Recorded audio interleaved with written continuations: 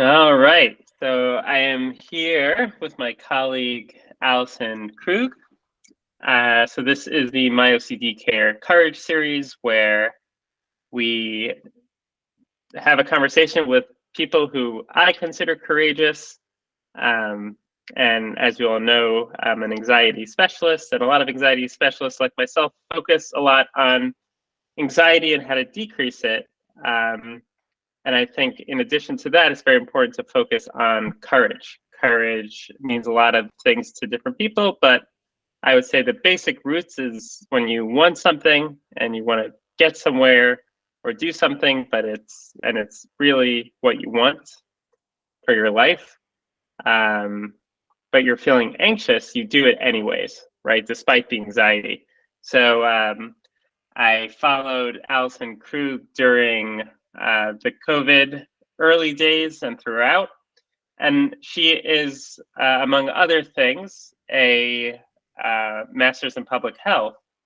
And I found what she was writing to be both nuanced and unique and interesting and really keeping to the facts and also just a unique voice when there were so many health professionals really saying the same thing, were being very inflammatory. Allison really kept to the data and published about it. And I was really glad to be able to connect with her. So Allison will start by introducing herself, and we'll take it from there. Thanks, Elliot. Yeah, it's been really nice to connect in the last week or so, honestly, and to discover that you had been following me. What an honor. I think that you were just kind of treading into some hot water in the last week or so yourself and are doing the same thing, really trying to open conversations in a way that holds space for people to ask questions. And I think that was the thing that was so critically missing from the pandemic is the opportunity to literally just ask questions. And that's what got me interested in following a number of people as well, who I drew a lot of courage from. Vinay Prasad and Steph Baral are two who come to mind, and there are many others. Zeb Jambrozik, I'm going to say his name with great difficulty. But Zeb is just a wonderful person who is an Australian researcher and cares deeply about infectious disease and ethics. So there are so many people who have already blazed this trail, and I felt like I was coming in behind them, actually, but as an MPH and not a PhD. And so I think I was one of the MPHs who was maybe a little bit critical of the party line that was being presented. And as a freelancer, I had the opportunity to ask questions because I was not actually beholden to any institution. So I did feel a lot of freedom of movement there because I am only beholden to the truth. I am only, and I know that we could all define that ourselves in various ways, right? But for me as a scientist, that means, the freedom to ask questions and the freedom to collect data and the freedom to discuss it. And I think that one of the things I learned during the pandemic is the best teams, the best research teams will be comprised of people who don't actually agree.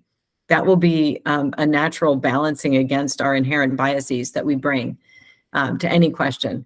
And so I actually kind of appreciate working with people who are stronger on one opinion than I am. So I will take note of the continuum of questions, for instance, natural immunity and just how protective is natural immunity. I appreciate working with people who are nearly adamant in one direction, and I might have more questions. And between the two of us, we can ensure that our approach is nuanced. My biostats professor told me back in my master's program, there's rarely room for being adamant. Really rarely should we be adamant, Yeah, it's very humbling. Yeah, that's kind of stayed with me. Like, really, if I'm sounding strident, do I really have just cause to sound strident? That's why we have p-values, because there's that potential for chance. So I think that was really a challenge during the pandemic, is there was far more confidence in conclusions than there should have been, and far less critical thinking and far less room for conversation than there should have been. Yeah, and the idea that being part of an institution kind of doesn't allow an individual to seek and find truth and question ideas seems like such a shame, because like institutions have the greatest, funds behind it and resources. So you'd think like, the institution's whole purpose would be to find truth. Every individual's purpose should be to find truth. Where do you think it went wrong that institutions are not a place where truth is the top priority? Well, I think it touches, maybe if I have to answer honestly, on something you care a lot about, and that's anxiety and fear.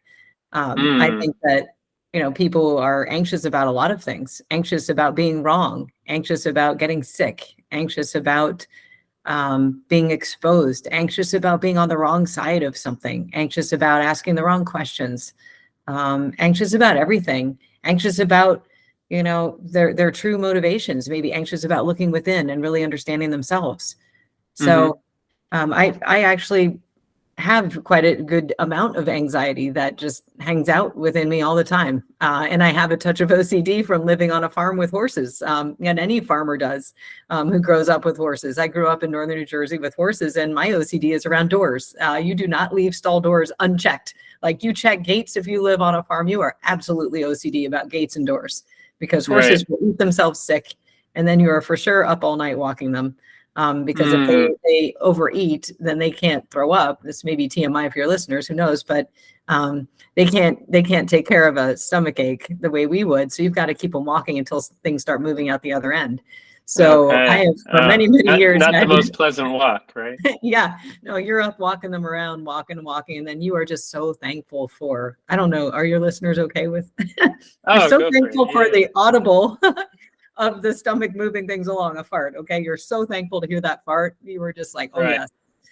So that was a little bit of a tangent about, farm life, and everybody, no matter what walk of life you're on, anxiety can enter into your life and drive responses, which, far more about this than me, but I suspect my OCD was driven by a bit of anxiety about the horses getting out and getting themselves sick. So it's a natural response, maybe.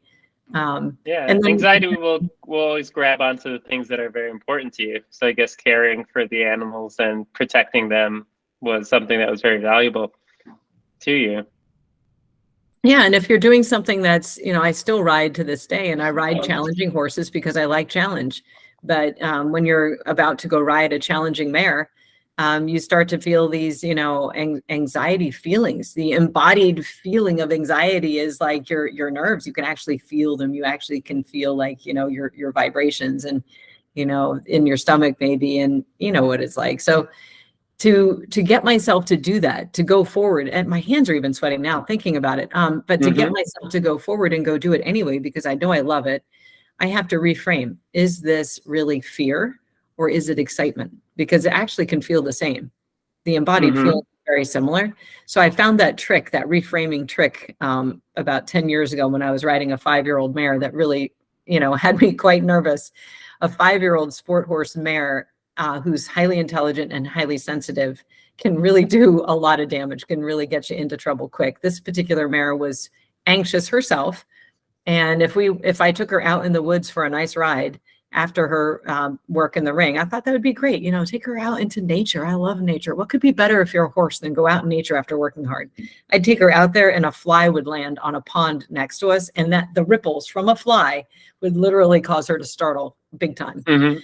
So I think that all animals, all of us, share these natural, sort of sensitive nervous systems. And if we understand ourselves and our own natural reactions to things, then we can begin finding ways to deal with them and not have, the natural solutions consume us, but try to find some balance.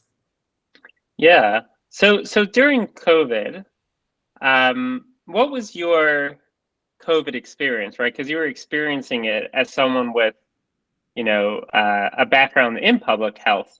So what would you say how your experience was unique in terms of from the beginning, let's say in the beginning and towards the beginning and on? Well, I think my experience is unique maybe insofar as we were stationed in Japan as a military family, in Yokosuka, in 2020 when the Diamond Princess came into port in January.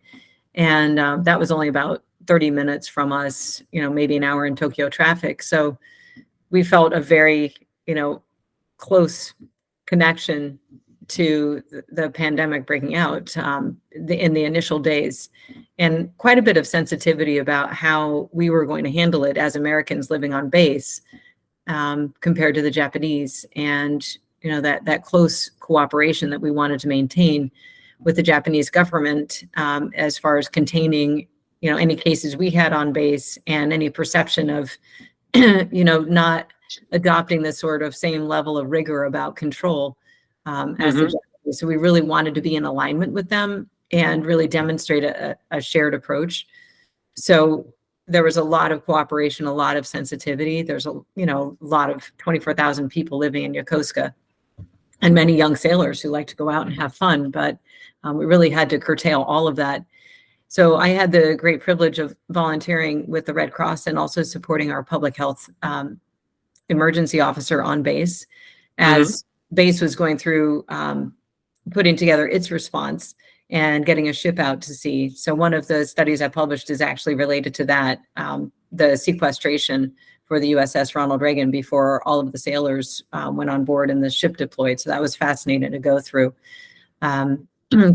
Then from there in August, we moved to the US, August of 2020. So in the midst of the lockdown, we emerged from lockdown on base, 12 weeks of lockdown on base in Yokosuka, and then immediately shipped back to the US. So everything was just a mad rush. All of the people who were locked down and not moving normally during the summer, military people tend to move during the summer, everything happened in a mad rush. So a backlog of 3 months of moves was crushed into the 3 months when people would normally be moving. So it was quite compressed. And arrive in Virginia, and our kids are going to school, in a new school, wearing masks and virtually. So not ideal environment to make new friends and start to get acclimated to the culture. They also play ice hockey. And for me as a parent, understanding just how important youth sports is for kids in general, and then in particular for kids who are trying to move and make new friends, that was really important to keep going. And yet it was looking like people were saying, sports should not continue. So I worked really carefully with and closely with the hockey director and the team managers and the head coaches to try to implement reasonable COVID protocols that would work in, a very tough environment where you have a congested area and you have young people, very young people, little kids, up through teenagers, and then you have parents who have varying degrees of risk factors themselves. So trying to allow the kids to play, but not trying to minimize as much as we could transmission back home to people who are more vulnerable. So the second study that was published was in the British Journal of Sports Medicine, related to COVID protocols and how to implement them, and looking to see whether or not masks are really needed on the ice for playing on the ice, because that proved to be really nearly impossible. So if readers are interested in what actually happened there in a very detailed protocol, I think that would be of interest potentially to them. And then from there, we started to get it. That brings us right up to 2021 and the vaccines being launched. Did you successfully get them play? We did. Wow. They played 96% of their planned games. We did have one shutdown. We did have COVID go through the rink. And what was really interesting about that is, if we hadn't redefined essentially the CDC's case definition, we never would have picked up on COVID, because how it presents in kids is very, very, very different. So, the parents were noticing runny noses and maybe a sore throat, nothing different than the normal cold and flu season that we're experiencing right now. And where you might have RSV going through or whatever you have. So I tested though, because I'm kind of a nerd. I tested when I got a sore throat and I found that I had COVID. Yeah, even though I had worn a mask, and I was the first one to pick it up because I wanted to go test. And so when I tested my close contacts, they also tested, and we found, actually we have an outbreak going on right now in the rink, and it doesn't look anything like what the CDC is describing, because it was not really high fevers. In fact, few people had fevers. They had a scratchy throat and they had a runny nose. So when we noticed that we actually had an outbreak, then we started thinking about, okay, what had we been doing and what had we not actually been doing yet? USA Hockey had some recommendations, but it wasn't nowhere near tight enough to contain an extremely infectious respiratory virus. So Yeah. really, like in looking at our systems, it was, standing in line, the locker rooms, and a congested lobby area. Those 3 L's were the vulnerabilities for us. And so we recognized that and we reduced congestion in those areas. And we kind of thought about how we were organizing time on the ice and getting kids in and out and flushing the building and not using locker rooms inside and actually setting up outdoor locker rooms. So we really went hard trying to make sure that it was possible to play hockey without actually transmitting COVID on the ice, which we did successfully, and really had no more transition within our teams. But the bad thing about that is we were so careful and so cautious and so open about what we were doing that other rinks that were doing nothing had the luxury of saying, oh, look at that rink. They've got cases. That was only because we were being cautious in testing. The other rinks were not testing at all. So it was just really an awkward time where the people, you do the right thing and you get penalized. You look the other way and like, you can say you have no cases. Well, it's just a matter of detection bias. But people, it was very frustrating. But the long and short of it is we were able to test out reasonable protocols and also really think about stakeholder buy-in. What is the process for stakeholder buy-in? Which if you are going to do something crazy, like implement things people don't want, then how do you make it sustainable? You do that by bringing all the right people in at the right time to build out the structures for implementing this. Like make sure if you want people to be dropped off already in their gear with their skates on, well, they have to have a way to get out of the car and get into the rink with their skates on, which means you need rubber mats for them to get onto from the car. So we wouldn't have known that had we not had the hockey director and the head coaches talk to the team managers who were then talking to the parents. So it was a really beautiful, conveyor belt of information and cooperation up and down. Were you getting some pushback? Like, hockey's not so important, like health of the kids and parents are important. Like, did you get any pushback or people saying like you care about hockey more than you do about Well, only on Twitter, if I cared to look. Anybody here, anyone who's ever been around hockey knows that there's nothing more important than hockey. I see. Right? Okay. So people who know how important a sport is to the rhythm of a family and the mental health of a family would never have suggested that it made sense to shut down, a massive portion of that family's life. How can that possibly be good? And there are always reasonable ways to continue. We actually cooperated with the Virginia Department of Health. We actually had them come in for testing. So we were inviting them to come and offer free testing and for the community around us.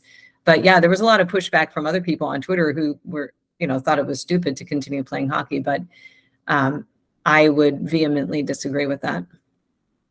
Yeah, and I think sometimes this was missed, where people are like, "Well, trust the science. We're following the science," but science can't really negotiate various values, right? Science can't pit a particular risk factor to something that's something people live for, like sports and so I think that was sometimes missed.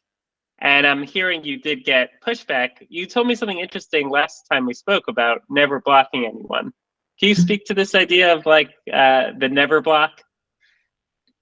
Yeah, I mean, it's up to me to figure out what filter I use when I read what somebody writes. So if somebody writes something very, very critical, even if it's a personal attack, I can filter out the personal attack business and look for what can I learn from what this person wrote.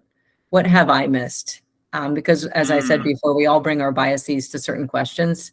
And I would rather know about that than not know about it. And I think that there are a lot of smart people on Twitter, and I can't possibly think through everything to the level, especially somebody who disagrees with me. They're going to be much better at picking flaws in my argument than me because I'm a bit biased. I like what I have to say, right?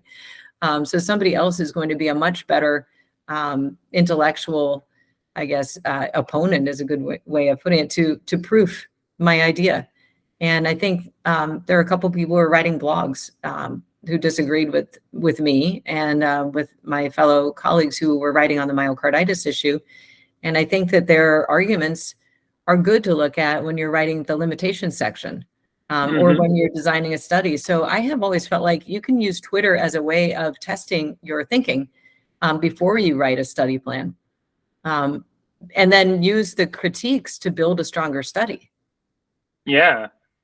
So something that I pick up in a lot of people I'm interviewing for this series is almost that courage is almost enabled by a dedication to truth, right? And almost like a removal of the ego of it, right? Like, it's not important for me to be right.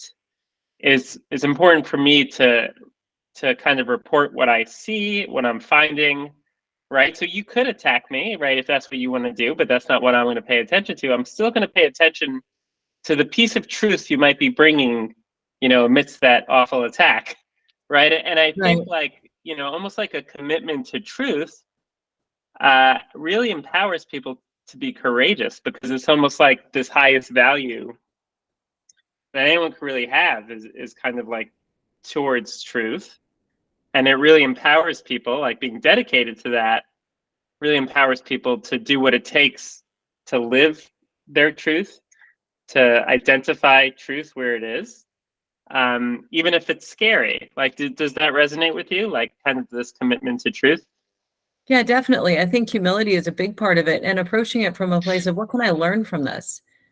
Because science does evolve. It's never really settled. I've always felt like a good scientist goes to sleep actually with a bit of anxiety, given that we're talking about anxiety, just a touch of it, agitating you toward a place where, did I ask all the questions I should?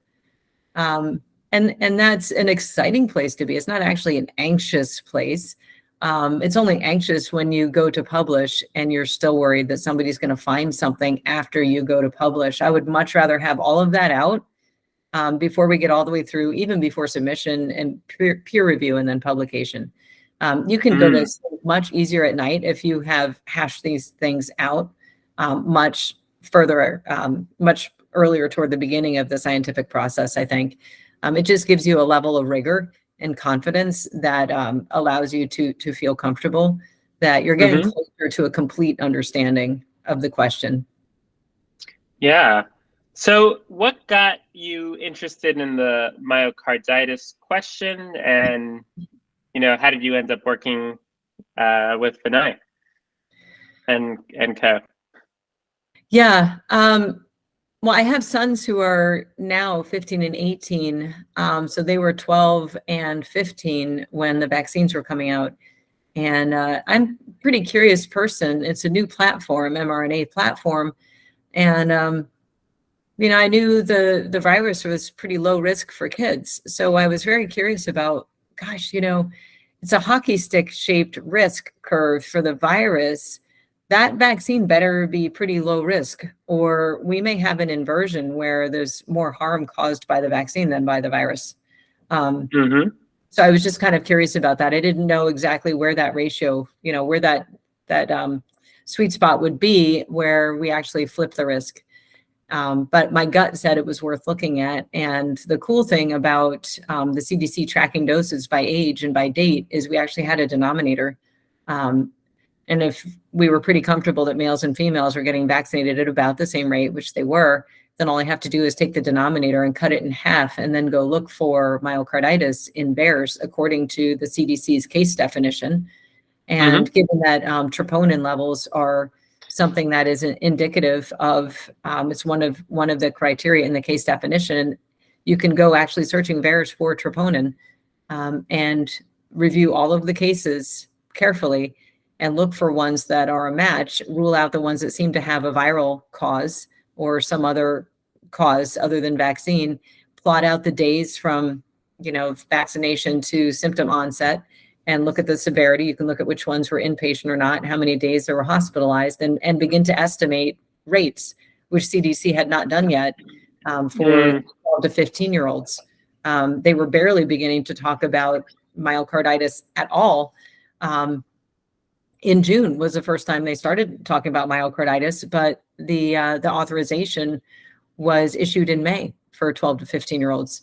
And we know at the time, I have something that I've written up, a timeline, a very careful timeline, looking at what was known and when, and I would like to publish it. I just haven't had time. But it looks to me like they were well aware of hundreds of cases by the time, in young people under 30, by the time they issued the EUA in May. I believe it was May 10th. And so there was some unwillingness to really honestly appraise the risk for young people, because these cases were, in young people, they were cognizant of them. They were in bears. They'd already been warned back in February by the Israelis that there was an issue. That some unusual number of myocarditis cases in people younger than 30. And there was already a monthly, pharmacovigilance call that had been ongoing for years between the FDA and the European analog to the FDA and the Israelis, and slide decks shared. So it's frustrating to me that, the stroke, the serious stroke adverse event caused a pause while that was investigated, but they had the same level of awareness, the same level of knowledge about myocarditis, and there was no pause initiated to actually take a careful look at this. Why do you think not? Like, it sounds like something that, especially when institutions really care about the health of young kids, right? Like, so what do you think would make them either overlook it or, not attend to that signal? Well, I think it's interesting because the stroke risk was highest for middle-aged women, roughly. The myocarditis risk was more prominent in young men. And I don't really see any reason why they should treat those two populations differently, but they did. And so then my next thought was, well, maybe the risk was far more obvious for stroke than it was for myocarditis, far beyond the expected level background rate.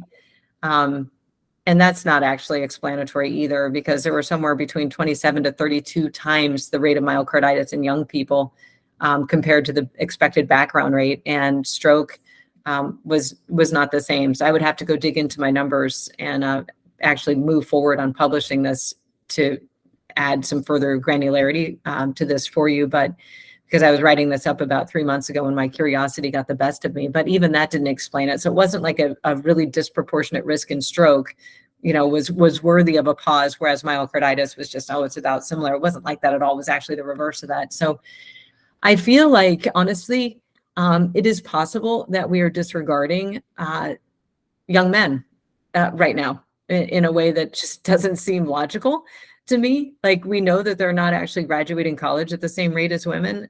There's been a lot of discussion about, the plight of the young man for the last few years. And I just kind of wonder if that could at all, like, the logical scientist in me says, no, it couldn't possibly be related, that these cultural shifts are affecting the way we adjudicate scientific questions. But the other part of me is like, well, what if it is?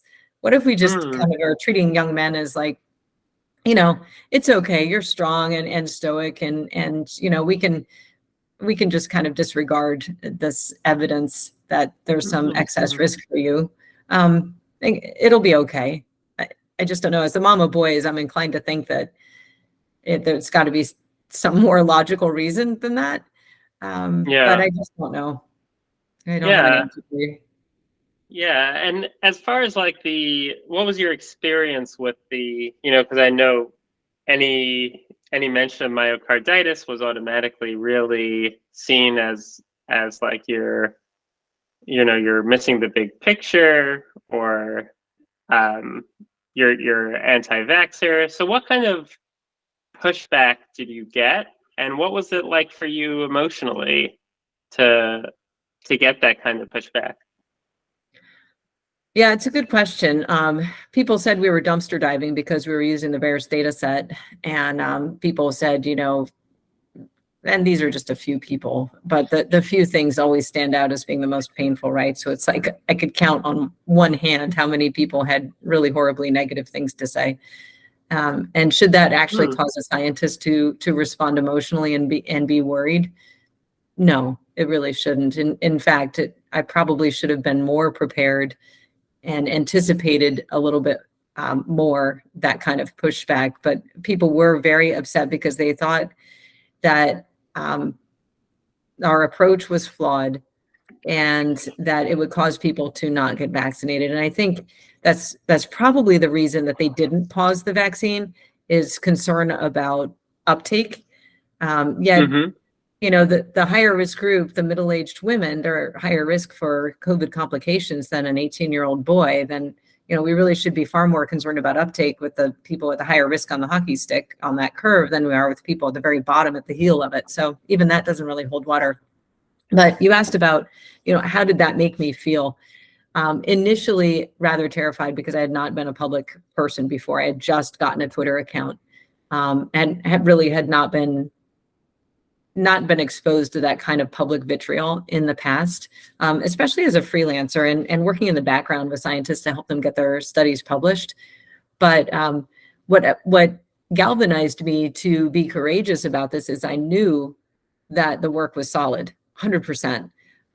We had it reviewed by our cardiologist. We had actually published the data set that we worked with. So we took all of the cases and made them available to public scrutiny, so anybody could go look through them and read through all the cases if they wanted.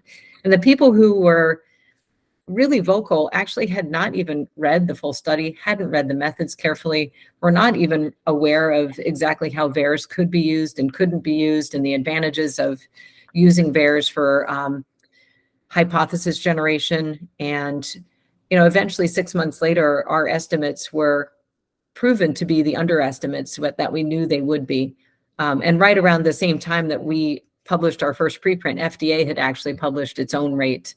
We had been trying to get published through peer review. As a matter of fact, before we even went to preprint, we were trying to go through peer review first and then publish. And this has been written about since, so I can be open about this now. But the journals, we went through 6 or 7 peer reviews. The journals did not find methodological concerns with our study. What they were apprehensive about is the message. And for that reason, they were really reluctant to publish. And so that's disappointing. That's when we first began to realize that there was a bit of publication bias, editorial bias in publishing something that, caused people to have questions about the vaccine policy at the time. I think that it's very interesting now. There have been hundreds of myocarditis studies published. But I think what I'm worried about going forward is, how do we ensure that the peer review process and the publication process is scientifically rigorous? Because I don't want just junk studies published myself. How do we ensure that editorial bias doesn't keep studies out simply because we don't like their conclusions? I was kind of playing around with this idea a little bit, like there should be a parking lot for methodologically sound studies that peer reviewers have looked at. There's no issues with the science. The issues are with the findings. Where can we park those, so people can have the confidence that it's been peer reviewed, but a journal is not willing to get behind it? Where is this, like, I don't know, this well, there's the journal of the null hypothesis. That's like when it's not, but like maybe that a version of that, maybe making a journal is in your future. I understand it's very lucrative to have a journal. These major publishing houses do sometimes collect a lot. Yeah, you do have to pay to publish now too. You have to pay like £3,000 or so. And many of us are unfunded. So the preprint servers are very, very helpful for that. But just getting on a preprint server doesn't mean that you've been peer reviewed. So I would like something like a preprint server that actually has people who are, well trained and could be that, critical reviewer to provide like really critical methodological input, help your paper become a solid paper, fix anything that you haven't been able to fix prior with the things I was describing before, like assembling a research team that has a wide variety of views, publish your thoughts on Twitter, pre-register your bias. I would love to see that too. Like when you go to actually publish, I'd like you to pre-register what you think, Like, what is your natural biases? So I could understand you as a researcher. This is where you're coming from. Okay, I get that. I can then interpret your findings knowing your bias. I think that would Wow. be cool. Yeah, you should definitely make this happen. It sounds like a great idea. Yeah. Yeah. So I also noticed that, when you have a commitment to truth, like you had just mentioned that while you were getting pushback, you were empowered by the fact that, that you did your homework, you did your research, right? And you knew, right? And you had a good sense that what you were saying was true, right? And that kind of pushed you forward and allowed you to, to speak up against the oppositional voices, and there were many, and some of them powerful. That's so I find, like, when people are committed to truth, there's a lot of falsehood circulating, right? So they usually don't stop with one thing, right? Like, it doesn't usually, just stop at COVID, because, there's a lot of untruths everywhere. So where did your, journey for truth lead you beyond COVID? Oh, goodness. So many places. I mean, I feel like critical thinking is something that is, I, we just really need to reinvigorate our commitment to that, to asking questions first. Mm-hmm. I feel like the US has been, and this was true, I think we mentioned this in our conversation a week ago. Back when I was in college in the early 90s, I did a paper for my Psych 101 course, which I took as a senior. And to get me to write, it has to be a really interesting topic. And so I picked ADHD at the time. And at the time, you would know more about this than me, but my cursory review as a college student curious about this area found that we were prescribing here in the US 500 times as many prescriptions, I think it was methylphenidate at the time, compared to the Europeans, like per capita. Mm. So that was true in 1992. Mm-hmm.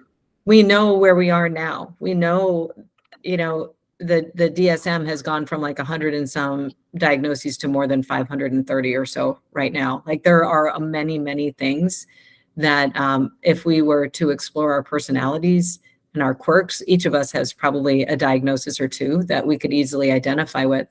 And so I think what I am curious about now, very curious about, is how do these diagnoses help us? How do they serve us? And how do they hamper us? How do they harm us? How do they keep us in a box and keep us from growing into being the people that we can be?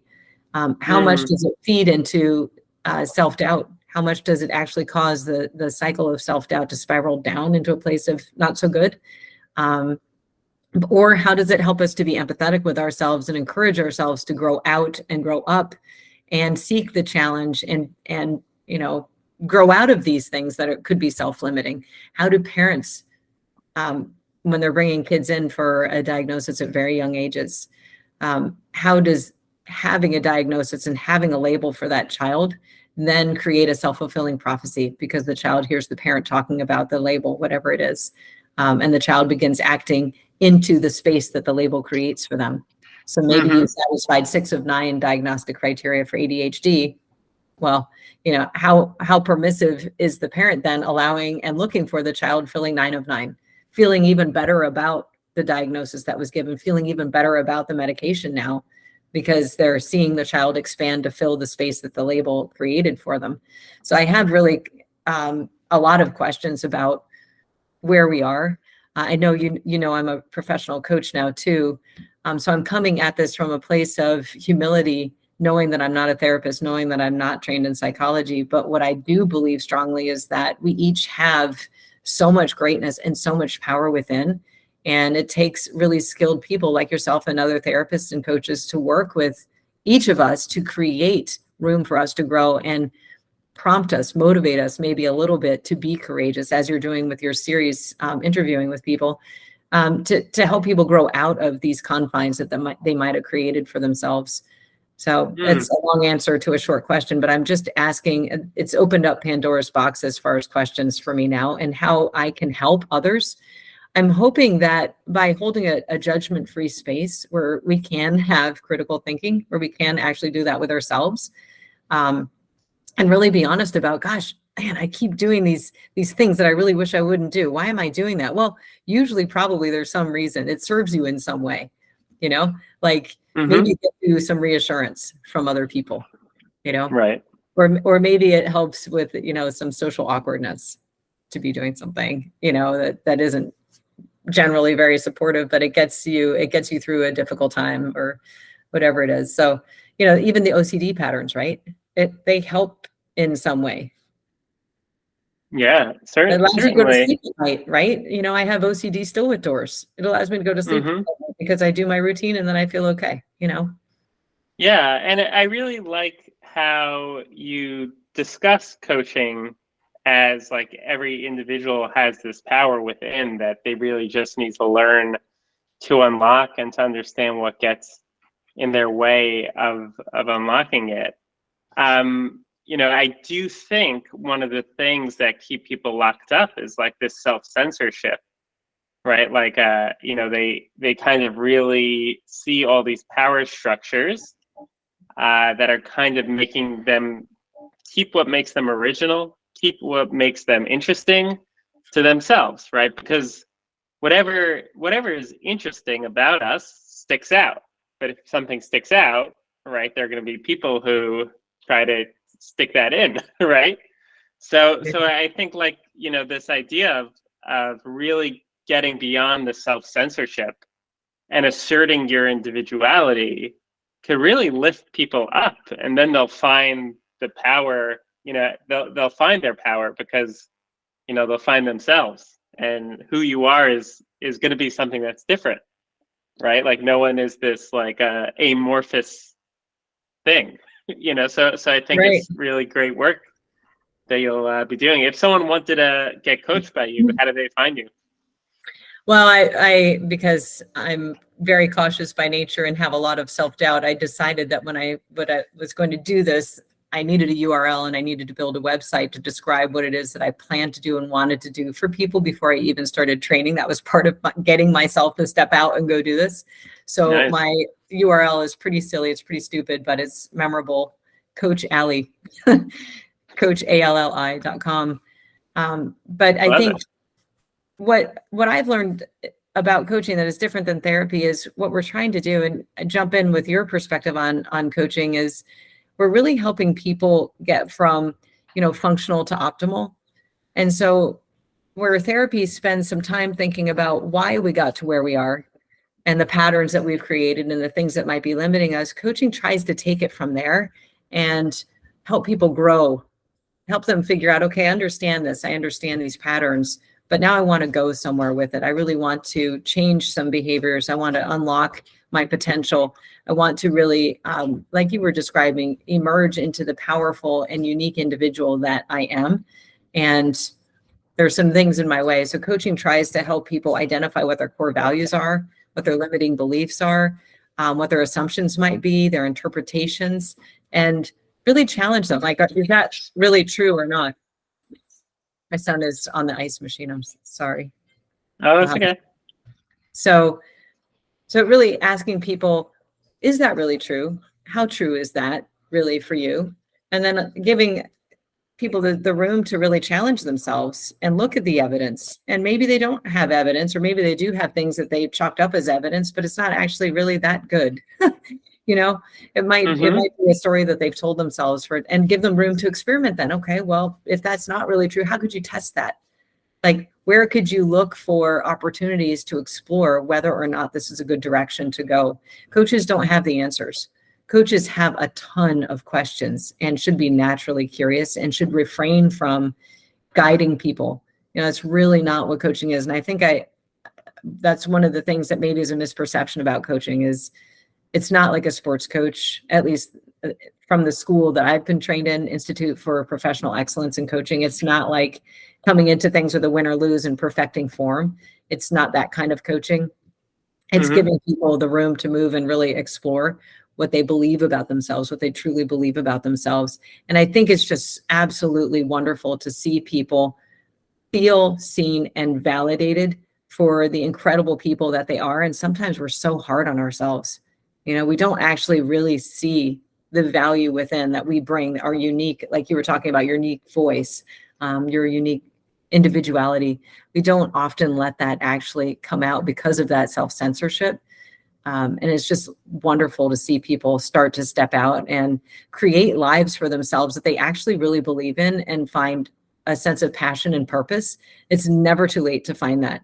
But I think most gratifying for me, since I have young men in my house, is helping these really creative, intelligent people who are filled with self-doubt and self-censorship because of a lot of things. So a lot of things about systems in schools don't really work for them all that well. They may have failed in school, they may have failed in high school academically, but that's not the sum total of who they are as people at all. They are really interesting and innovative creators and thinkers and system disruptors, natural disruptors, causing their parents all kinds of agony and consternation. But within that is a nugget of genius, and maybe more than a nugget.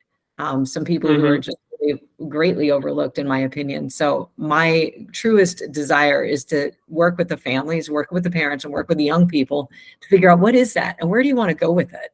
What can you do? Maybe you're an entrepreneur. And I used to think college was the answer for everybody because that's where I came from. It's my 4 generations went to college at least. On my husband's side, he was the first to go to college. So to me, it's like college is how you feed yourself. And, I did not want to not be able to feed myself. So but with our oldest, who is a very creative person, it's a different ballgame entirely. And I just wish that I had woken up a few years earlier and been better at asking these questions than I was. But that's why I put myself back in school when he decided to actually leave school. He left university. And that's why I got into coaching, is to really up my game as a parent and a member of this household, a team member in this household. And I'm so thankful I did. Yeah. And I mean, what you're describing sounds like both excellent coaching. And I imagine, like, in a world where there was no such thing as like therapy licenses or stuff like that, I imagine what services you provide would be helpful for people regardless of where they are with their mental health, physical, whatever it is. Like, it sounds like, that's really good, something that people need, what you just described. So Yeah. I think you'll do amazing work, and it was an honor to talk to you. And I think someone who themselves embody courage and kind of like being unique and different and finding what they're good at and moving towards that, I think is very helpful, for the people who you're going to ultimately be working with and helping. Like, I think they'll be able to see that. Because I think if you're not there, it's kind of hard to bring someone beyond where you are, right? I do think there is something, that when you've reached the ability to find out who you are and to be brave, I think it's easier to take clients there, to get there and beyond. So I really wish you the best of luck. Yeah. Thank you. Great talking to you. Yeah. I'd love to leave you with something that people this week have said has been so interesting and so helpful to them, because I think on the one hand, yes, brave, maybe. But on the other hand, I think staying curious and staying humble and allowing others to comment on how you're doing. So for instance, I have young men in my house, they're 15 and 18. They have opinions on how I'm parenting. And I've had to lose that kind of, very kind of strong approach and really come at it more from a coaching perspective. And one of those things is having a sense of humor. So recently, one boy came up with the menace scale. How much of a menace am I being on a particular topic from 1 to 10? So they get to rate me there. And the other one came up with the moron scale. Maybe it was a dumb argument for me to pick, right? So now I have the menace and the moron scale from 1 to 10. And I might get rated 10 on menace and 8 on moron, but then I get to walk it back down over time. And it leaves us room to keep having a conversation about, gosh, why did I pick that issue? But have a sense of humor about it. And then they can comment on why it drove them so nuts. And then we can maybe pick a different issue that is more meaningful to get traction on versus picking the dumb ones. So I really love. I can imagine, like, without that sense of humor, you could have heard the word moron and just shut it down without kind of gleaning like the meaning behind it and the conversations that could come from that. I mean, my 7-year-old has a lot of opinions on which lane I should be in when I'm driving. So originally I'm like, no one tells me how to drive, but like it became a conversation on like, Right. how do you choose, which lane to be in? Do you need to change lanes, if you're already going the speed limit? So Right. it's interesting, like really the Having collaborative work. Yeah, and that curiosity, but it doesn't mean you're not the parent, but it's just it's like, gosh, I really need to think about when I tap into that power, and Yeah, why. It's very interesting when we as parents actually ask ourselves those questions, isn't it? Like, why does this mean so much to me? right. Yeah, it's It a sounds like great to reflect. you have a great relationship with your little one. Yeah, I'm a big fan of my kids. Yeah, they're so much fun, aren't they? Well, Yeah. thanks for bringing me on to talk about this. I hope it's helpful to your folks who are thinking about how to continue using that anxiety. That's one of the things I think is if you use things that are your Achilles heel, but actually find the strength in it, it can help you be greater than perhaps if you just ignored it altogether.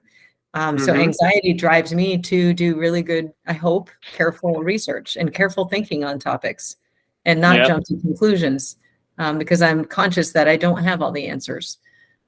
There's always Yeah. something out there that I don't know. So I hope that your listeners find some comfort in the fact that they're not alone with anxiety and OCD and just use it as a strength, figure out how to turn that into a strength, because I've learned from dealing with anorexia long ago that sometimes you really have a hard time shedding certain things. There's certain ways of being in the world and certain mindsets that are really hard to actually fully drop. It's always there, like a little bit of a specter behind you. But if it can drive you toward doing something good, then it's actually, you've flipped it into a superpower. Yeah, I love it. Well, thank you so much. And let's definitely be in touch. Yeah, thanks, Elliot. Appreciate Okay. it. Take care. Bye. Bye.